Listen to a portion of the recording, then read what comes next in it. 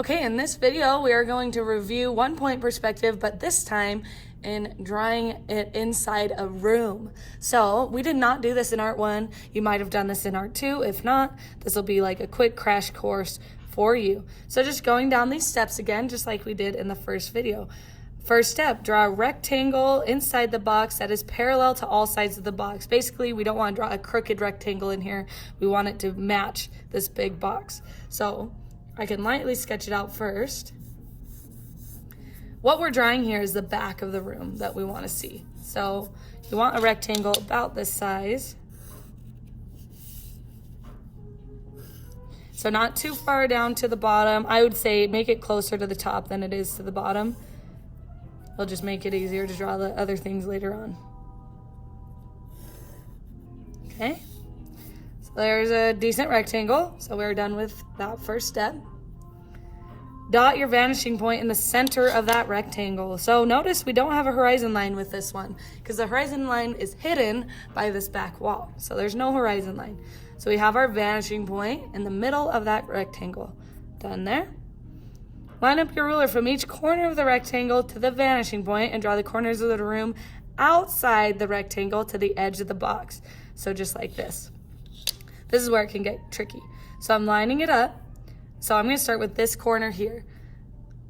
Vanishing point, corner, and then I just draw this to the edge of this drawing area. So you can see it goes there. It does not have to touch your very far edge corners of this original rectangle you're given. That is totally fine. It's not meant to. If yours does, great, but it's not really supposed to. Vanishing point, corner, draw. See that there?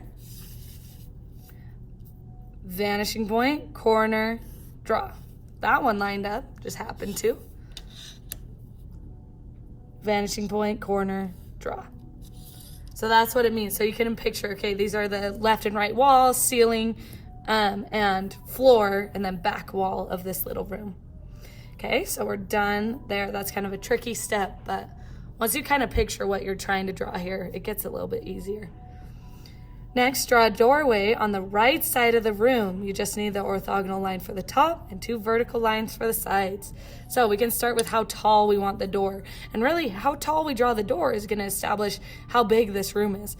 Let's make it like a moderate size room. So I want the height of the door roughly to be about that height. So I'm going to take my ruler, lining it up to the vanishing point, and taking it about to that height that I wanted, and drawing just a short little door like that. And then I just need to draw the 2 vertical lines, so making sure my ruler's vertical, there and there, and then we have a doorway. Now we can add some detail to it, like I'm gonna add just lines going around it, because you know, like doorways often have like the frame around them. This one's going to the vanishing point.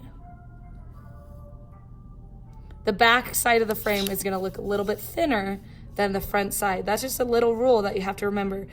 Things that are closer to the vanishing point are gonna look slightly smaller than things that are closer to us, the viewer. So there's our little doorway. So that is done with that 4th step. Draw a window on the left side. Start with a vertical line on the left wall towards the edge of the box. Then draw the orthogonal lines from the top and bottom. Then you draw another vertical line to mark the end of the window. So that kind of sounds confusing, so let's take it one step at a time. Start with a vertical line on the left wall towards the edge of the box. So left wall towards the edge of the box, this is where we want our vertical line. And it's however big you want to make your window. Okay? Then draw the orthogonal lines from the top and bottom of that line. So orthogonal line from there and there. Orthogonal line from here. Orthogonal line from here. Great. And then we just need to draw another vertical line to mark the end of the window. So vertical line, end of the window. And there is my window. I could add detail like the other vertical line to mark like the middle of the window. And then if I do another orthogonal line for the center, you get the idea. So that's it for that one. Now let's try to draw a table in the middle of the room. So if we think this edge of the table that we're gonna see is gonna be like maybe the short edge, probably. So we're gonna just draw a little short edge that's down and below the wall here. I could turn this into a little rectangle, like that's how thick my table is, okay? So this is just like the thickness of the table. Now we need to draw the top of the table. So we're gonna take the very top corner of this little rectangle we drew and draw it back a little ways. Now, we don't wanna go too far back because then it'll look off of proportion. It'll look like this table is, you know, floating or whatever. So you can cross over a little bit into this line on the wall, but you don't want to go too far. So something like that. And then just close it off with another horizontal line. And that is a little table. So we can add the feet, like this would be a short little coffee table. We won't see the feet back here because they're hidden by the top of the table.